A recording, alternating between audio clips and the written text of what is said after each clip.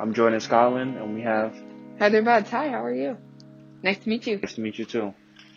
We have the Little Free Library here. Can you tell us a little bit about this? Right, so the Little Free Library organization is a little over 10 years old, and there are over 100,000 Little Free libraries throughout the world. They're in just about every country.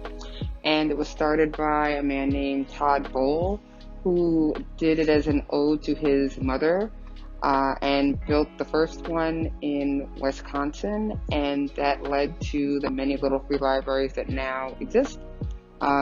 Each Little Free library gets a charter sign, like the one that we see here, that makes it official, and they can also be registered on the Little Free Library worldwide map. Nice. Have you worked with any other organizations? Yes, so my nonprofit is called Health for Youth, and it's an organization that is 12 years old.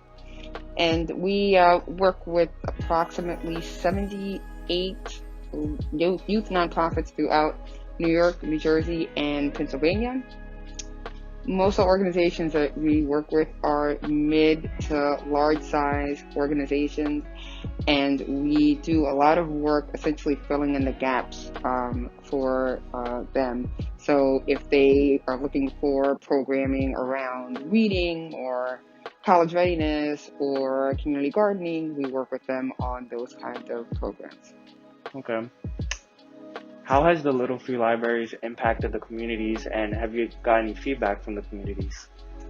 So that is a fabulous question.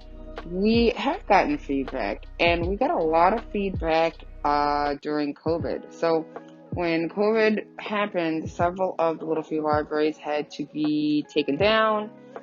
They weren't usable. We turned some of our Little Free libraries into pop-up pantries so that people could get produce and food that they needed during the pandemic. And so we got a lot of feedback from people in terms of why that was important to them, how that was sustaining their families. And then for the Little Free libraries that were gone, a lot of people asked us what happened to them and when they were coming back. So that was pretty gratifying to know that these Little Free libraries that had been in the community for years really were making a difference in people's lives. That's awesome. You personally, where do you see the Little Free Libraries 5 years from now? So we've been working with the Little Free Library organization for several years, and if you'd asked me that question 5 years ago, I probably would have said, I'll be sitting chatting with you at Williamsburg High School. I don't know if I would have said that, but I definitely would have said that I want to have a number of Little Free libraries up and around. I want to be working with schools such as WHSAD, which we were doing years ago, and we still are.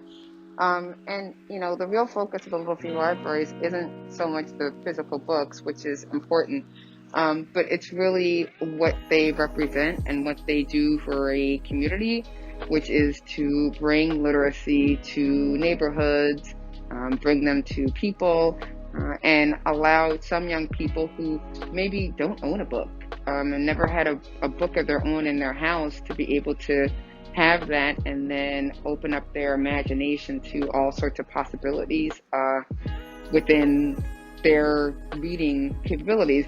This Little Free library in particular is called Read in Color because all the books that are in here are stories around diversity and are about people whose stories are often not told and whose songs have oftentimes not been written.